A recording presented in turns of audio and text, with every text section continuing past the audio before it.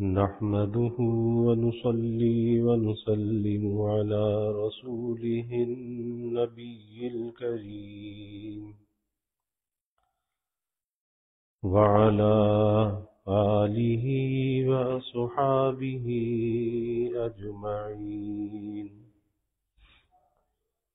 اللهم صل على سيدنا ومولانا محمد وعلى آل سيدنا ومولانا محمد وبارك وسلم صلاة وسلاما كثيرا كثيرا.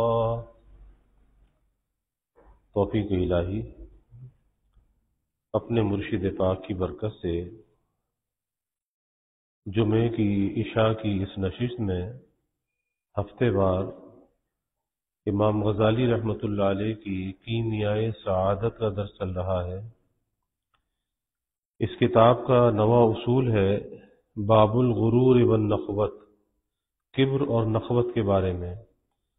اس پر بات چل رہی تھی. گزشتہ جمعے کچھ حکایات اور واقعات تکبر کے عرض کیے گئے، اور اس کے بعد تکبر کا دفعیہ کس طرح سے ہو.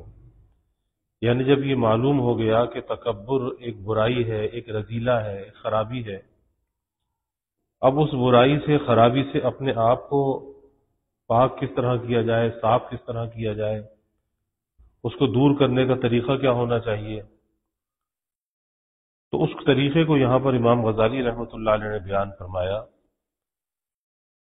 فرماتے ہیں کہ دین سے گمراہ کرنے والی ہر چیز، دین سے گمراہ کرنے والی ہر چیز، چاہے وہ کتنی ہی ناچیز کیوں نہ ہو، کتنی ہی ناچیز کیوں نہ ہو، اس کی روک تھام ضروری ہے. یعنی چھوٹی سے چھوٹی کوئی بات ہے، معمولی درجے کی کوئی بات ہے، لیکن وہ دین سے دور کرنے کا سبب بن رہی ہے، تو اس چھوٹی سی بات سے بھی اپنے آپ کو روکنا چاہیے. کہ آج اگر کسی چھوٹی برائی کے اندر مبتلا ہے، چھوٹی خرابی کے اندر مبتلا ہے، اور اس سے صرف نظر کیا، اس کو زیادہ اہمیت نہیں دی، کل وہ چھوٹی برائی کسی بڑی برائی کا ذریعہ بن جائے گی، وہ چھوٹا گناہ کسی بڑے گناہ کا ذریعہ بن جائے گا. تو اس لیے فرماتے ہیں کہ دین سے گمراہ کرنے والی ہر چیز، چاہے وہ کتنی ہی چھوٹی کیوں نہ ہو، کتنی ہی ناچیز کیوں نہ ہو، اس کی روک تھام ضروری ہے. غالباً ہر آدمی میں کوئی نہ کوئی روگ ضرور ہے. ہر آدمی میں کوئی نہ کوئی روگ ضرور ہے. روگ کہتے ہیں خرابی کو، کہ انسان ہے اور انسان خرابیوں سے مبرہ نہیں ہے. معصوم عن الخطا انبیاء علیہم الصلاۃ والسلام، ملائکہ ہیں، فرشتے معصوم ہیں، لیکن انسان معصوم نہیں ہے، انسان سے خطا ہوتی ہے. اب یہ الگ بات ہے کہ کسی کے اندر بہت زیادہ خرابیاں ہوتی ہیں، کسی کے اندر کم درجے کی خرابیاں ہوتی ہیں، لیکن خرابی ضرور موجود ہوتی ہے. اب انسان اپنے بارے میں یہ سوچے کہ جی بس میں تو بڑا پارسا، میں تو بڑا نیک، میرے اندر تو کوئی خرابی نہیں، تو یہ بھی خرابی کی بات ہے. یہ بھی بہت بڑی خرابی ہے کہ اپنے کو خرابیوں سے، کوتاہیوں سے مبرہ سمجھے، خالی سمجھے کہ جی میرے اندر تو کوئی خرابی نہیں ہے. یہی سب سے بڑی خرابی ہے. تو فرماتے ہیں کہ غالباً ہر آدمی میں کوئی نہ کوئی روگ ضرور ہے، اور اس کا دفعیہ، اس خرابی کو دور کرنا، وہ دو طرح سے ہو سکتا ہے. پہلا اس کا طریقہ اجمالی ہے، یعنی مختصر، شارٹ کٹ، اور دوسرا تفصیلی ہے، لمبا. اختصار کے ساتھ اگر دفعیہ کرنا ہے، مختصر طریقے سے، اختصار کے ساتھ، تو وہ علم و عمل دونوں کے ذریعے سے ہو سکتا ہے. یعنی بعض چیزوں کو درست کرنے کے لیے انسان کو علم کی ضرورت ہوتی ہے، اور بعض کوتاہیوں کو دور کرنے کے لیے اسے عمل کی ضرورت ہوتی ہے. تو کہیں علم سے کام چلتا ہے، کہیں عمل سے کام چلتا ہے، اور جب دونوں چیزوں سے انسان کام لیتا ہے تو اس کی اصلاح اور درستی ہوتی چلی جاتی ہے. تو فرمایا کہ یہ دو طریقے سے علم اور عمل کے ذریعے سے اس اختصار کے ساتھ اگر دفعیہ کرنا ہے، اس برائی کو نکالنا ہے، تو وہ دو طریقے سے ہو سکتا ہے، یعنی علم اور عمل کے ذریعے سے۔ اور وہ اس طرح کہ آدمی خداوند عالم کی وحدانیت کی معرفت حاصل کرے، اللہ کی وحدانیت کی معرفت حاصل کرے کہ اللہ وحدہ لا شریک ہے اور وہ اپنی صفات میں یکتا ہے، اور یہ کبریائی بڑائی جو ہے یہ اللہ کی ذاتی صفت ہے، یہ کسی انسان کے لیے نہیں ہے۔ اس لیے اگر کوئی انسان اس صفت کو لینا چاہے گا تو حدیث قدسی اللہ تعالیٰ فرماتے ہیں میں اس کی گردن توڑ دوں گا، یعنی اس کو ذلیل و رسوا کر دوں گا۔ تو پہلی چیز کیا ہے کہ آدمی اللہ تعالیٰ کی وحدانیت کی معرفت حاصل کرے، اس کے بعد اپنی حقیقت اور بساط میں غور کرے کہ کہاں وہ ذات اور کہاں میں، کتنا بڑا فرق ہے، کوئی میل ہی نہیں ہے نا کسی قسم کا۔ تو اپنی حقیقت اور اپنی بساط میں غور کرے، پھر یہ سمجھ میں آ سکتا ہے کہ خداوند عالم سے بڑھ کر، خداوند عالم سے بڑھ کر اور خود سے کم تر کوئی ذات دنیا میں نہیں ہے۔ سب سے بڑی ذات کبریائی والی، عظمت والی وہ ہے، اور سب سے کمتر، سب سے حقیر میں خود ہوں۔ لیکن کب؟ کہ جب اللہ تعالیٰ کی وحدانیت کی معرفت کے اندر غور کرے، وہ وحدانیت کی معرفت اسے حاصل ہو جائے، اس کے بعد یہ نقطہ سمجھ میں آتا ہے کہ اس کی بڑائی سے بڑھ کر کوئی چیز نہیں ہے، اور میری حیثیت تو اس کے سامنے کچھ بھی نہیں ہے، ایک ذرہ بے مقدار۔ بس یہی طریقہ ہے باطنی طور سے تکبر کی بیخ کنی کرنے کا، اپنے اندر سے تکبر کو نکالنے کا، کہ بھئی وہ ذات کتنی بڑائی والی ہے، عظمت والی ہے، کبریائی والی ہے، اور کہاں میری ایک حیثیت۔ تو کوئی جوڑ بنتا نہیں ہے، انسان کو یہ چیز زیبا دیتی نہیں ہے، یہ تو اللہ کی صفت ہے، اللہ ہی کو زیبا ہے۔ تو اس طرح اس تکبر کی بیخ کنی، یعنی اس کی جڑیں جو ہیں اندر سے نکل سکتی ہیں۔ اور اگر کوئی آدمی اپنی حیثیت کو کلی طور پر، کلی طریقے پر سمجھنا چاہتا ہے تو قرآن مجید کی ایک آیت اس کے لیے کافی ہے۔ خداوند عالم فرماتا ہے قتل الانسان ما اکفرہ من ای شیء خلقہ من نطفۃ خلقہ فقدرہ ثم السبیل یسرہ ثم اماتہ فاقبرہ ثم اذا شاء انشرہ۔ اب اس میں انسان کی پوری زندگی کا نقشہ کھینچ دیا، اس کی پیدائش سے لے کے موت تک، قبر تک، اور دوبارہ کھڑے ہونے تک سارا نقشہ موجود ہے۔ اب کس چیز پہ انسان تکبر کر سکتا ہے، کس چیز پہ بڑائی کو اختیار کر سکتا ہے؟ اس طرح خداوند عالم نے اپنی قدرت کو پہچانوایا، پہچان کرائی اپنی قدرت کی،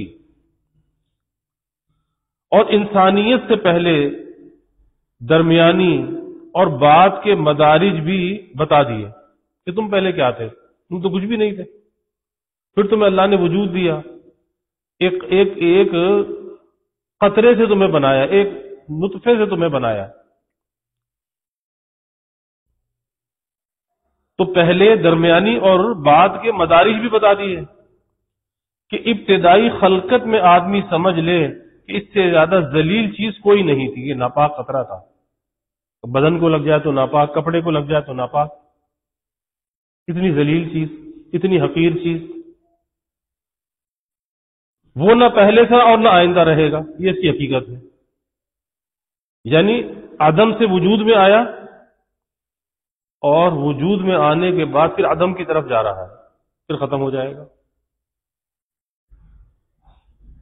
فرماتے ہیں هل اتى على الانسان حين من الدهر لم يكن شيئا مذكورا، کہ خداوند عالم نے پہلے خاک کو پیدا کیا اور ذرا سے قطرے سے انسان کو بنایا، ذرا سے قطرے سے، کہ اس سے زیادہ ذلیل چیز کوئی نہیں ہے۔ تو معلوم ہوا کہ آدمی کی اصل مٹی اور ایک نجس ترین خطرہ ہے، نجس ترین خطرہ۔ اس کے بعد وہ ایک مضغہ گوشت بنا، ایک گوشت کا لوتھڑا سا بن گیا جس میں کسی قسم کا کوئی حص نہیں تھا۔ اس کے بعد خداوند عالم نے اس گوشت کے ٹکڑے میں حرکت پیدا کر دی، اس گوشت کے ٹکڑے میں حرکت پیدا کر دی، اور پھر حرکت کے بعد اس میں قوت سماع، قوت بصر، سننے کی صلاحیت، دیکھنے کی صلاحیت، اور دوسرے قوا عنایت فرمائے، یعنی ہاتھ، پیر، پورا اس کا نقشہ انسان کا، کہ سب کچھ اللہ نے بنا دیا۔ کس میں؟ اس گوشت کے لوتھڑے سے وہ سب کچھ بنا دیا۔ پھر اس کے بعد قوت ادراک بخشی، عقل دی، شعور دیا۔ کس لیے دیا؟ تکبر اور بڑائی کرنے کے لیے نہیں دیا، اس لیے دیا تاکہ خداوند عالم کو پہچانے، صرف اپنی خلقت کے اندر غور کر لے، اپنی تخلیق کے اندر غور کر لے کہ تجھے کیسے بنایا، وہ کیسا رب ہے، کیسی گلکاریاں تیرے اندر کر دیں، تو اس سے اللہ کی معرفت حاصل کر۔ اور تو اللہ کی معرفت حاصل نہیں کرتا، تو اترانے لگا، تو اکڑ اکڑ کے زمین پہ چلنے لگا، تو اپنے کو نہ معلوم کیا کچھ سمجھنے لگا۔ لیکن تیری حقیقت تو یہ ہے، ایک نجس قطرہ انتہائی ذلیل اور حقیر، وہ تیری ابتدا ہے۔ تو یہ قوت ادراک جو بخشی نا، قوت ادراک یعنی انسان کو محسوس کرنے کی صلاحیت، سوچنے کی، سمجھنے کی، بولنے کی، دیکھنے کی، سننے کی، یہ ساری قوت ادراک ہے۔ کس لیے؟ اللہ کو پہچاننے کے لیے، تاکہ اپنے رب کی شناخت حاصل کرے، اپنے رب کو پہچانے۔ انسان خود کچھ نہ تھا، اور نہ اس میں بڑھنے کا بذات خود مادہ تھا، خود کچھ نہیں تھا اور نہ اس میں بڑھنے کا مادہ تھا، وہ خدا کا بنایا ہوا ہے، وہ خدا کا بنایا ہوا ہے، اس میں ہر چیز اس کی عطا کردہ ہے۔ اپنے طور پہ کا کچھ بنا سکتا ہے؟ ایک انگلی کا پوروا بھی نہیں بنا سکتا، اپنے طور پر کچھ نہیں کر سکتا، کچھ نہیں بنا سکتا، تو اس کا عطا کردہ ہے۔ اور جب اس کا عطا کردہ ہے تو بھائی اس کی چیز سے اس کو پہچاننا چاہیے نا، اس کی معرفت حاصل کرنی چاہیے۔ کہاں یہ اکڑنے لگا، کہاں اپنے کو کچھ سمجھنے لگا، کہاں دوسروں کے ساتھ حقارت کا برتاؤ کرنے لگا، دوسروں سے نفرت کا اظہار کرنے لگا، دوسروں پر اعتراض کرنے لگا۔ تو اس میں ہر چیز اس کی عطا کردہ ہے، لہذا کہاں تک مناسب ہے کہ وہ تکبر کرنے لگے، یعنی اس کو زیبا ہے کہ تکبر کرے؟ خداوند عالم نے اس کی تفصیل بھی اس طرح بیان فرما دی، وَمِنْ آيَاتِهِ أَنَّا خَلَقْنَاكُمْ مِنْ تُرَابٍ ثُمَّ إِذَا أَنْتُمْ بَشَرٌ تَنْتَشِرُونَ۔ ثم ان خلقکم، یا انا لکھا ہے۔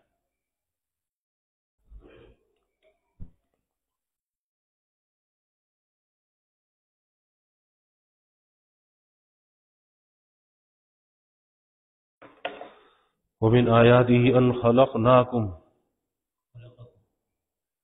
یہ خلقناکم خلقکم،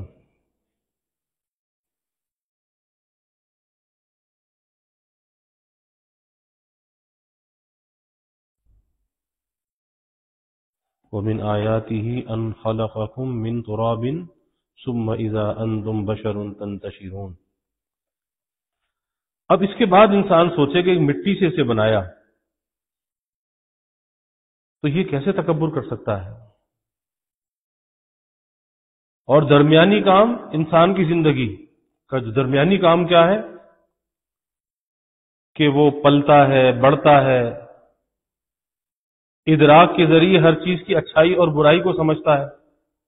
یعنی اللہ نے عقل و شعور دیا ہے نا، کیونکہ یہ اللہ کی مخلوق میں مکلف مخلوق ہے۔ اللہ کی مخلوقات تو بے شمار ہے، لیکن جن اور انس جو ہے یہ مکلف مخلوق ہے۔ تو اب اس کے اندر اللہ نے پلنے کی، بڑھنے کی یہ صلاحیتیں بھی رکھی، اور اس کے ساتھ ساتھ ادراک رکھا، ادراک محسوس کرنے کی صلاحیت۔ ادراک کرنے کی، اچھی چیز کو اچھا سمجھنا، بری چیز کو برا سمجھنا، دن کو دن سمجھنا، رات کو رات سمجھنا، صحت کو صحت، بیماری کو بیماری، ساری چیزوں کی صلاحیتیں اس کے اندر رکھی ہیں۔ آپ دیکھیں ایک ایک چیز ہے نا، ادراک اس سے ہوتا ہے، آنکھ سے دیکھتا ہے تو ادراک ہوتا ہے، کانوں سے سنتا ہے تو ادراک ہوتا ہے، ہاتھ سے چھوتا ہے تو ادراک ہوتا ہے، زبان سے چکھتا ہے تو ادراک ہوتا ہے۔ یعنی ہر چیز میں اللہ نے وہ صلاحیت رکھی کہ جس سے اس کو ادراک ہو۔ اس کے بعد بھی زمانے کے خشک و تر سے دوچار ہو کر نقصان اور فائدہ اٹھاتا ہے۔ یعنی دنیا میں ہر چیز کی مرضی کے مطابق نہیں ہوتی، کبھی فائدہ بھی حاصل کرتا ہے، کبھی نقصان بھی ہوتا ہے، کبھی اچھا کھانے کو ملتا ہے، کبھی کھانے کو نہیں ملتا، کبھی روکھی سوکھی ملتی ہے، تو ہر چیز کی مرضی کی نہیں ہوتی۔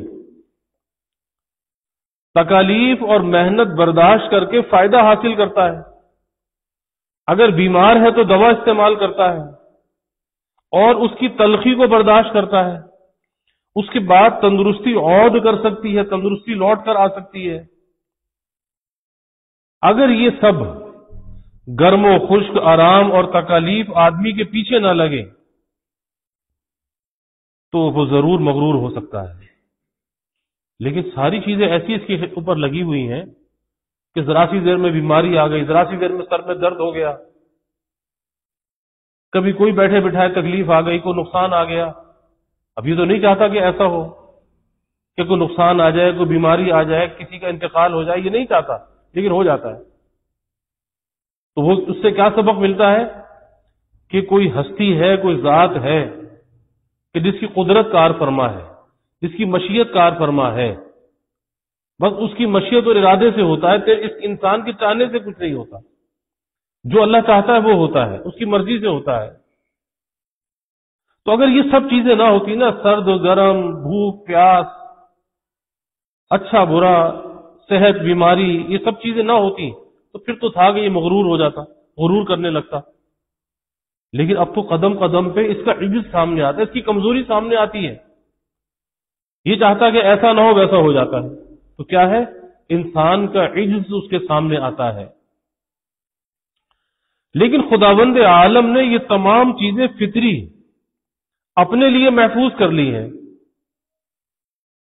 یعنی اس کو کوئی بیماری نہیں آ سکتی، اس کا کوئی نقصان نہیں ہو سکتا، وہ ہمیشہ سے ہے، وہ ہمیشہ رہے گا۔ جتنی بھی صفات ہے نا، جن صفات کو فنا نہیں ہے، جن کے اندر کوئی تغیر اور تبدل نہیں ہے، وہ صفات اللہ نے اپنے لیے محفوظ رکھی ہیں۔ کہ آدمی اپنی ہستی پہچان کر تکبر نہ کرنے لگے، اپنے آپ کو پہچان کر تکبر نہ کرنے لگے۔ اس لیے اس کے اندر اتنے تغیرات ہیں، اتنی محتاجی، اتنا عجز، اتنی کمزوری، اتنی بیماری، سب کچھ، کتنی چیزوں کا یہ ملغوبہ مجموعہ، اور اللہ ان سب چیزوں سے پاک، سب چیزوں سے پاک۔ تو کس لیے؟ انسان کو دکھانے کے لیے، بتانے کے لیے تو کتنا کمزور ہے، تو کتنا عاجز ہے۔ تو تجھے تکبر زیبا ہے کہ تو تکبر کرے، بڑائی کو اختیار کرے۔ فرماتے ہیں یہی نہیں بلکہ اگر آدمی کسی کام کو کرنا چاہتا ہے تو کر نہیں سکتا، سوچنا چاہتا ہے تو سوچ نہیں سکتا، جو چیز یاد رکھنے کی کوشش کرتا ہے وہ چیز اس سے بھاگتی ہے۔ یہ کیا ہے؟ انسان کا عجز ہے سارا، اس کا عجز اس کے ساتھ ساتھ چلتا ہے کہ کچھ کرنا چاہتا ہے کر نہیں سکتا، کچھ سوچنا چاہتا ہے سوچ اس کا ساتھ نہیں دیتی، پھر کسی چیز کو یاد رکھنا چاہتا ہے وہ یاد نہیں رکھ پاتا، وہ چیز اس سے بھاگ جاتی ہے، بھول جاتا ہے، اور کسی چیز کو بھلا دینا چاہتا ہے یہ چیز مجھے یاد ہی نہ آئے، وہ چیز اسے بار بار جھنجھوڑتی ہے، بار بار جھنجھوڑتی ہے، تکلیف اٹھاتا ہے، صعوبتیں سہتا ہے، مشقتیں، صعوبتیں، اس کے بعد بھی خداوند عالم چاہتا ہے تو اس کو آرام اور خوشی دیتا ہے، ورنہ نہیں۔ یعنی اس سب کے بعد بھی اگر کوئی آرام ملتا ہے، اگر کوئی خوشی ملتی ہے، کوئی راحت ملتی ہے، تو اس کی وجہ سے نہیں ملتی، اللہ کی طرف سے ملتی ہے۔ اللہ چاہتا ہے تو دیتا، اللہ چاہتا ہے تو نہیں دیتا، لیکن انسان ان مشقتوں سے گزر رہا ہے۔ اور آخری کام انسان کا یہ ہے کہ وہ اس دنیا سے واپس جائے، اس دنیا سے واپس جائے۔ یہ یہاں رہنا چاہتا ہے لیکن یہاں رہ بھی نہیں سکتا، یہ دنیا سے جانا نہیں چاہتا، یہ تو رہنا چاہتا ہے، یہ چاہتا ہے اس کی صحت، اس کی جوانی، اس کی زندگی ایسے ہی چلتی رہے، لیکن وہاں سے روانگی کا پیغام آ جاتا ہے، چلو میاں بازو بستر بوریا چلو، نہیں روک سکتا اپنے آپ کو۔ تو آخری کام انسان کا یہ ہے کہ وہ اس دنیا سے واپس جائے۔ اب جو قوا اس کو پہلے دی گئے تھے سب کے سب واپس لے لی جاتی ہیں۔ اب نہ جسم ہے، نہ ادراک ہے، نہ ہاتھ، نہ پیر، نہ آنکھیں، نہ کان، کیونکہ مٹی میں دفن کیا سب ختم ہو گئے۔ جو جسم تھا، آنکھ، کان، ناک، ہاتھ، پیر، سب کچھ محسوس کرنے کی صلاحیتیں سب ختم، سب ختم۔ حد یہ ہے کہ لوگ اس کو دیکھنا تک گوارا نہیں کرتے، تو دنیا میں محبت کرتے ہیں، چاہتے ہیں، اپنی محبتوں کے دعوے کرتے ہیں، لیکن اگر اس کی قبر کھول کر کہا جائے کہ بھائی تو قبر کھولے گا دیکھے گا، تو کوئی دیکھنا گوارا نہیں کرے گا۔ ارے قبر تو دور کی بات ہے، میت کو ہاتھ لگانا گوارا نہیں کرتے، میت کو ہاتھ لگانا، یعنی سگی اولاد ہوتی ہے، باپ کو غسل دینے کے لیے نہیں آتے۔ آپ اندازہ لگائیے اگر ان سے کہا جائے کہ بھائی یہ تو اب آخری حق ہے کہ آخری خدمت ہے غسل دینا، تو ذرا آ کے پانی ڈال دو، نہیں ڈالتے۔ پتہ نہیں کیوں ڈرتے ہیں، کیونکہ باپ کی کہیں اٹھ کے کھڑا نہ ہو جائے، کچھ پکڑ نہ لے، لیکن اس کے مال کو تو چپکتے ہیں، لیکن باپ کو نہیں چپکتے، باپ کو ہاتھ نہیں لگاتے، میت کو ہاتھ نہیں لگاتے۔ اللہ، تو حد تو یہ ہے کہ لوگ اس کو دیکھنا تک گوارا نہیں کرتے، اس کو نجس سمجھتے ہیں، ہاتھ لگانا پسند نہیں کرتے، یہ اس کی حالت ہو جاتی ہے۔ تو پھر اسے زیبا ہے کہ یہ تکبر کرے، یہ تکبر کو اختیار کرے، بڑائی کو اختیار کرے، کیسے اس کو زیبا ہو سکتا ہے؟ لیکن کب بچ سکتا ہے؟ جب اپنی حقیقت کے اندر غور کرے، اپنے فنا کے اندر غور کرے کہ میرا انجام کیا ہونے والا ہے، میری ابتدا کیا ہے، میرا آغاز کیا ہے، اور میری انتہا کیا ہے، میرا انجام کیا ہے۔ فرمایا کہ اس وقت اگر اس کو صرف مٹی میں بنا دیا جائے تو بھی غنیمت ہے، تاکہ وہ ایک مشت خاک کی طرح سطح زمین پر پڑی رہے، لیکن نہیں، بلکہ اس کو آسمانوں اور زمینوں کی ہیبت ناک سیر کرائی جاتی ہے، جہنموں کے شعلے دکھائے جاتے ہیں، اور جو جو اس نے دنیا میں عمل کیے ہیں وہ ایک ایک کر کے اس کو وہاں گنائے جاتے ہیں۔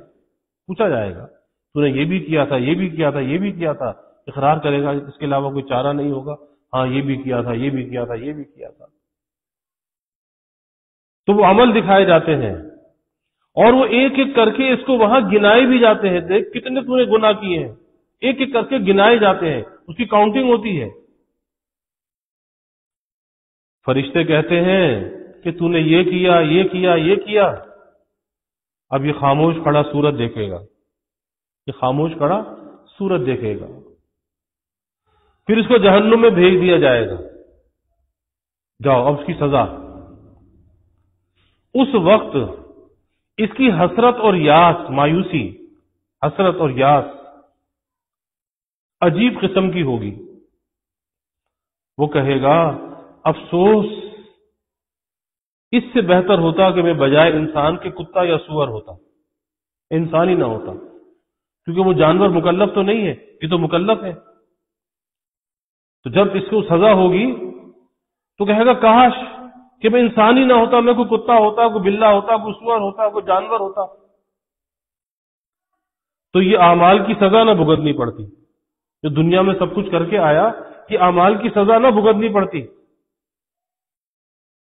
اب اس کے بعد آدمی سوچے کہ اس کو تکبر اور غرور کرنا چاہیے۔ اب سوچے کیا اس کو زیبا ہے کہ تکبر اور غرور کرے، جس کی یہ حقیقت ہو؟ لہذا آدمی اگر اپنی ہستی کو پہچان لے، اپنی ہستی کو، وہی کہ آغاز کو بھی، انجام کو بھی، ابتدا کو بھی، انتہا کو بھی، اور اس کے درمیانی زمانے کو بھی، کہ کتنے مراحل سے، کتنی مشقتوں سے گزرتا ہے، بیماریوں سے، پریشانیوں سے، نہ معلوم کس کس چیز سے گزرتا ہے. تو آدمی اپنی ہستی کو پہچان لے، بس تکبر کا دفاع خود ہی ہو جائے گا. شرط یہ اپنے آپ کو پہچان لے، اپنے عجز کو، اپنی محتاجگی کو پہچان لے. عملی حیثیت سے تکبر کا دفاع، یعنی یہ تو علمی بات چل رہی تھی نا، علمی. عملی حیثیت سے، عمل کے درجے میں تکبر کا دفاع یعنی تکبر سے بچنا صرف عاجزی اور انکساری ہے. انسان عاجزی انکساری اختیار کرے، ہمبل ہو جائے. بس عاجزی، ہر کسی سے انکساری، نرمی، عاجزی، انکساری، چھوٹا بن جائے، بڑائی کا تصور بھی لے کے نہ آئے، چھوٹا بننے میں عافیت ہے. جیسے حضور نبی کریم صلی اللہ علیہ وسلم کی زندگی تھی کہ آپ صلی اللہ علیہ وسلم کبھی کھانا کھانے میں تکیہ نہ لگاتے تھے، یعنی ایسے تکیہ لگا کے نہیں بیٹھتے تھے کھانا کھاتے ہوئے، ٹیک لگا کر نہیں بیٹھتے تھے کھانا کھاتے ہوئے، کسی چیز کا سہارا نہیں لیتے تھے. اور فرماتے کہ میں بندہ ہوں. کون فرما رہے؟ اللہ کی مخلوق میں سب سے اللہ کے مقرب بندے. بعدس خدا بزرگ تو ہی قصہ مختصر، کہ اللہ کے بعد تمام انسانوں میں سب سے بڑھ کر درجہ اور مقام رکھنے والے، تمام انبیوں کے سردار، خاتم النبیین صلی اللہ علیہ وسلم. میں بندہ ہوں، لہذا بندوں ہی کی طرح رہنا چاہیے، بندوں ہی کی طرح رہنا چاہیے.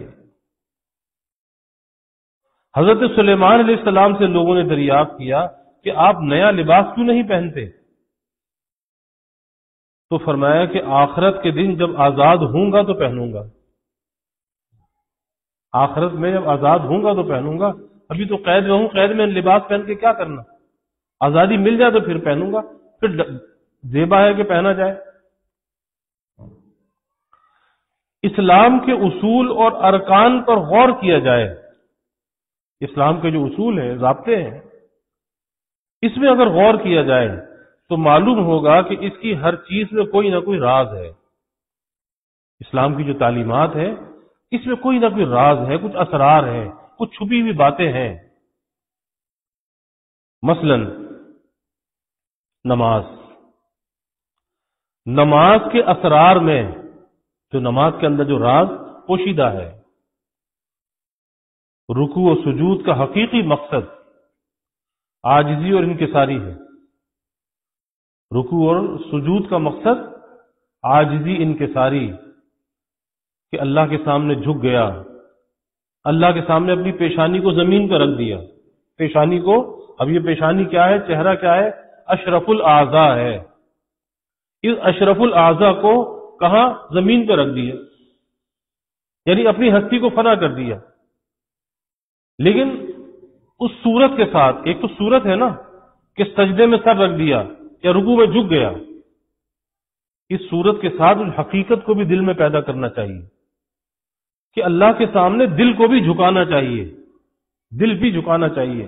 یہ نہیں کہ سر تو جھکا دیا لیکن دل نہیں جھکایا، تو اللہ تو دل کو دیکھتا ہے.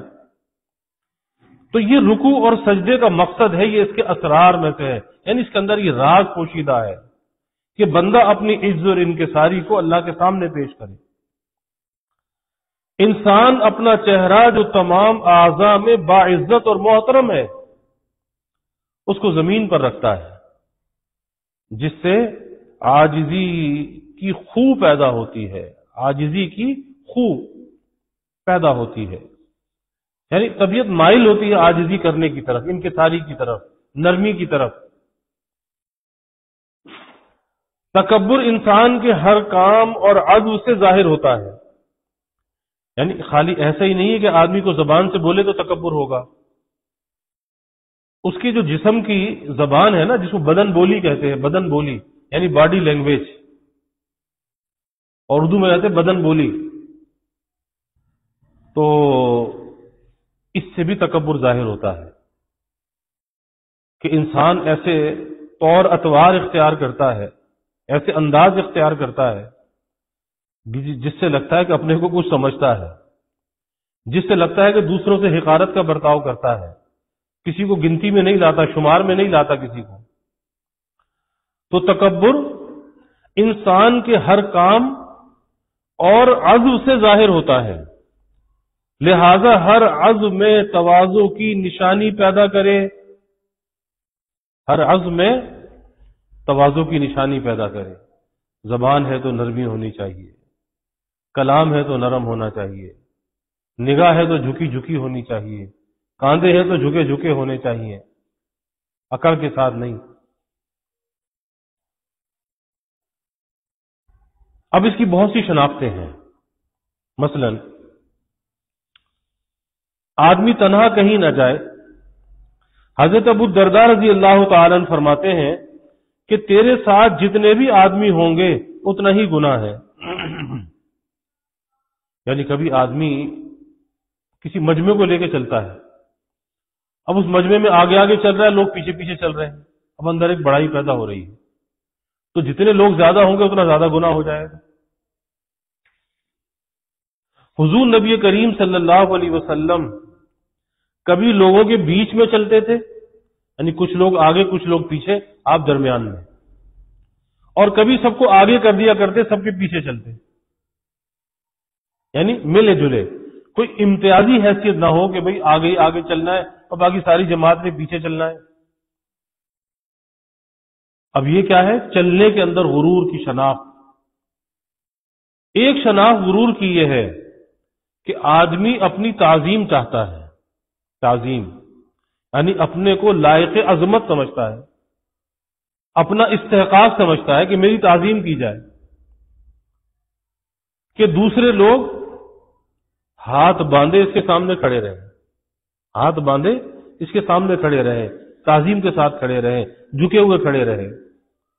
یہ بھی ایک اس کی پہچان ہے، یہ بھی ایک شناخت ہے.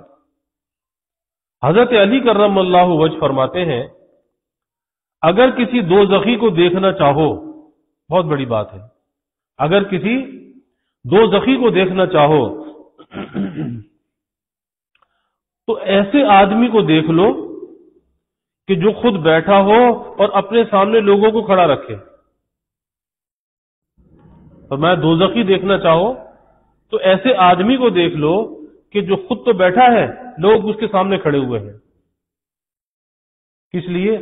کہ اب وہ اپنی بڑائی کو ظاہر کر رہا ہے، خود بیٹھا ہے، لوگوں کو کھڑا کر رکھا ہے. بھیا تو خود کھڑے ہو جاؤ یا لوگوں کو بٹھا لو. ایک شناخت تکبر کی یہ ہے کہ آدمی کسی غریب یا فقیر کو اپنے پاس بٹھانا نہیں چاہتا.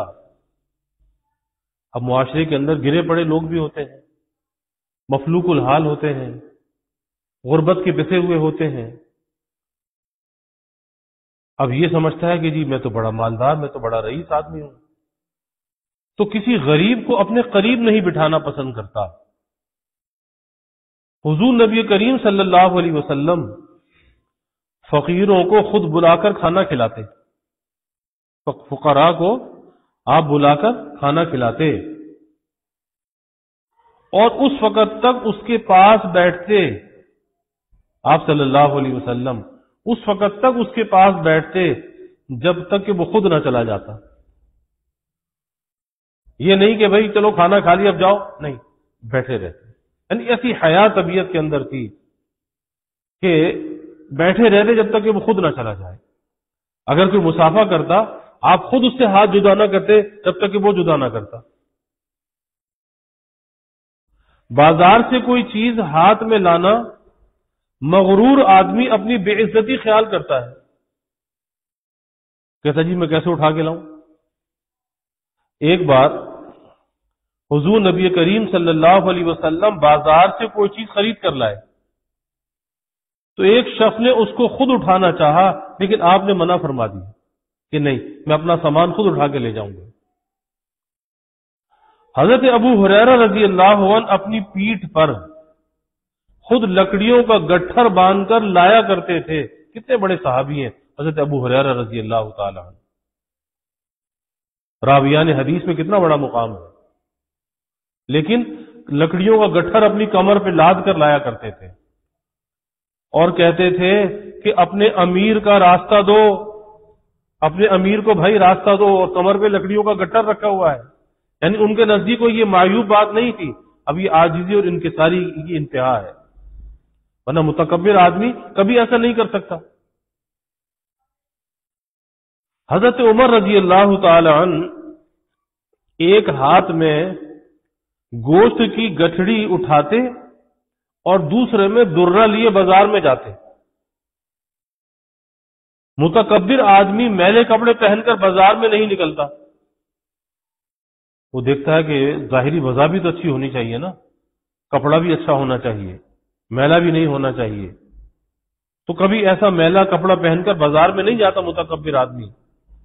اور حضرت عمر رضی اللہ عنہ کی چادر میں 14 پیوند ہوتے، پیوند، اور بازار میں چلے جاتے.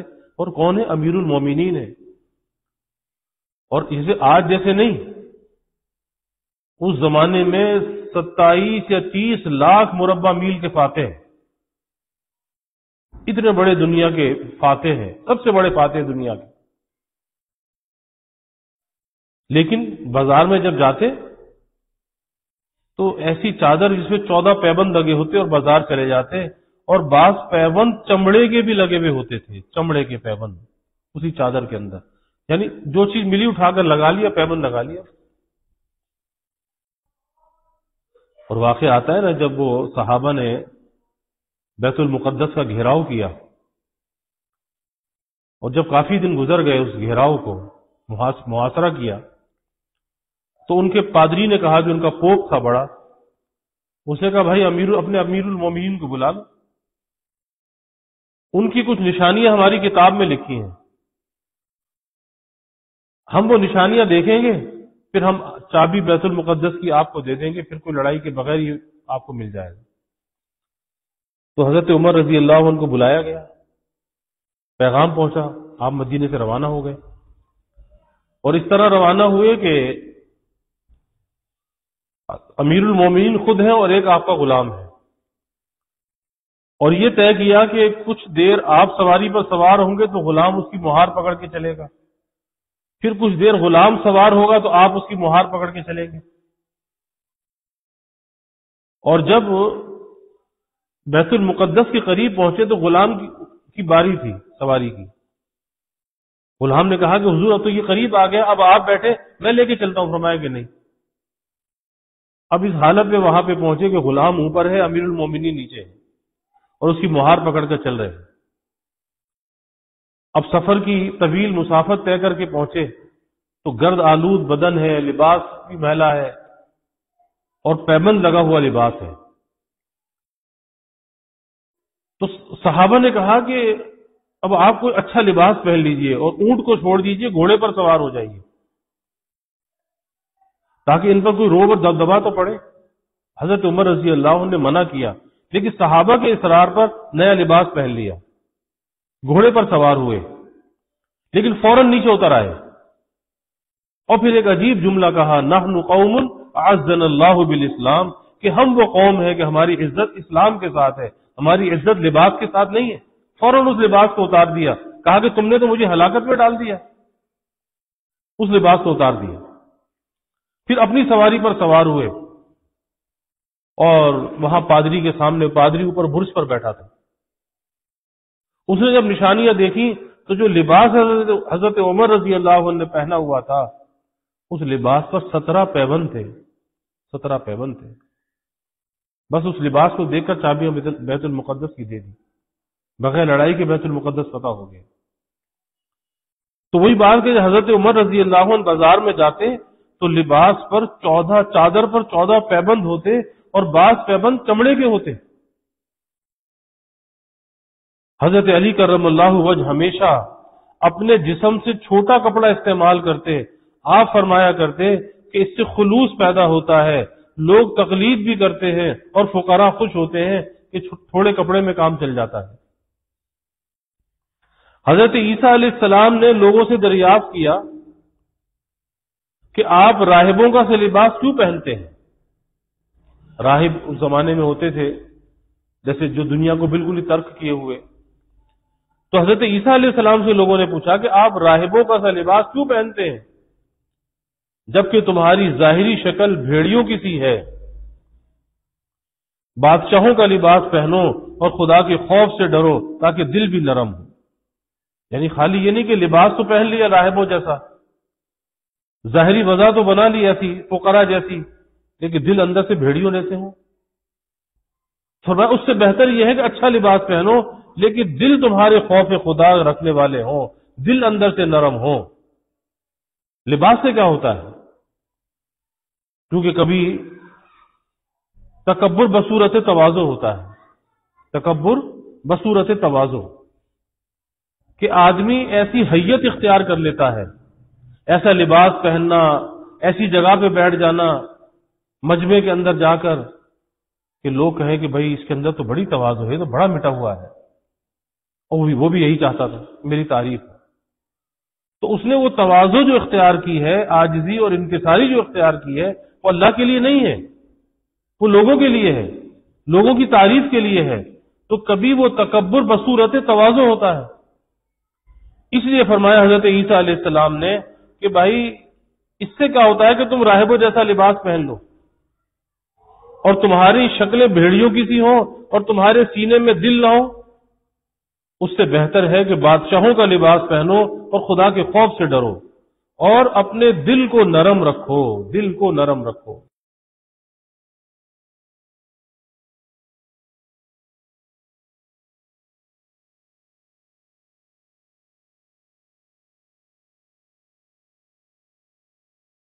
عمر بن عبدالعزیز رحمۃ اللہ علیہ،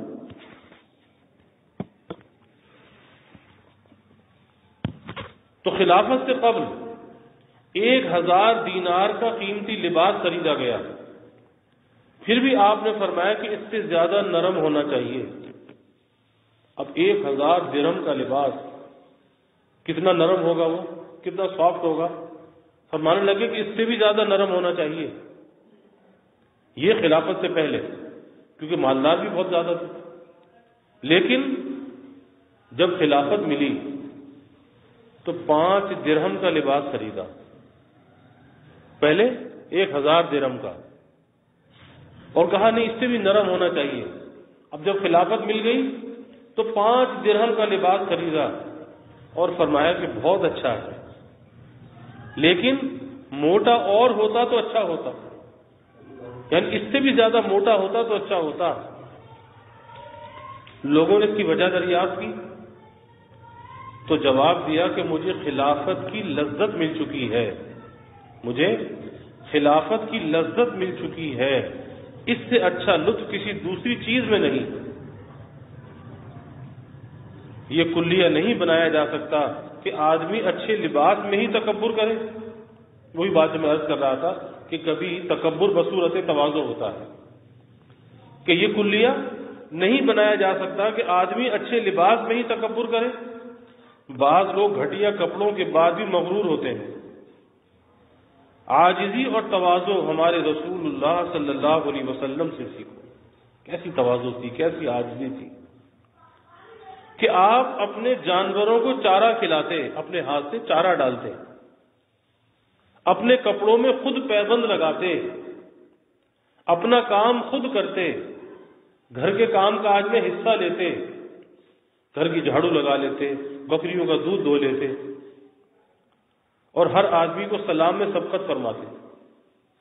آمنا سامنا ہوتا، سلام میں سبقت یعنی پہل۔ اگر کوئی غریب دعوت دیتا، اس کی دعوت کو قبول کر لیتے۔ یہ ہمارے نبی حضور صلی اللہ علیہ وسلم کی تواضع۔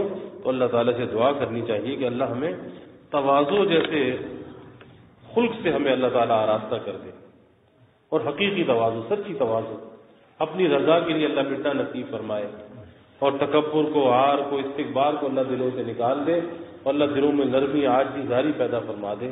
وآخر دعوانا الحمدللہ رب العالمین، الحمدللہ رب العالمین، والعاقبۃ للمتقین، والصلاۃ والسلام علی اشرف الانبیاء والمرسلین، اللهم صل على سيدنا ومولانا محمد وعلى آل سيدنا ومولانا محمد وبارك وسلم ربنا آتنا في الدنيا حسنة وفي الآخرة حسنة وقنا عذاب النار ربنا أتمم لنا نورنا واغفر لنا إنك على كل شيء قدير اللهم إنا نسألك الهدى والتقى والعفاف والغنى اللهم إنا نسألك الصحة والعفة والأمانة وحسن الخلق والرضا بالقدر اللهم أحسن عاقبتنا في الأمور كلها وأجرنا من خزي الدنيا وعذاب الآخرة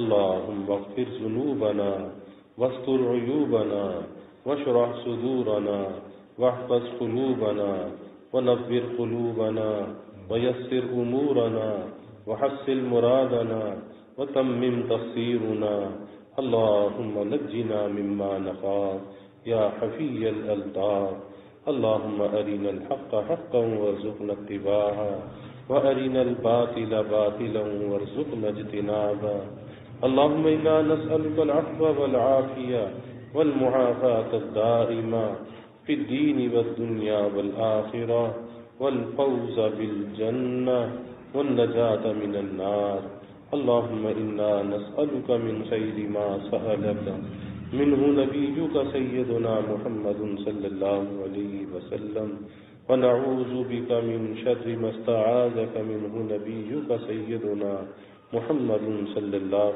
عليه وسلم وأنت المستعان وعليك البلاغ ولا حول ولا قوة إلا بالله وجزى الله عنا محمدا صلى الله عليه وسلم معه وأهله وصلى الله تعالى وسلم على النبي الكريم آمين برحمتك يا رب.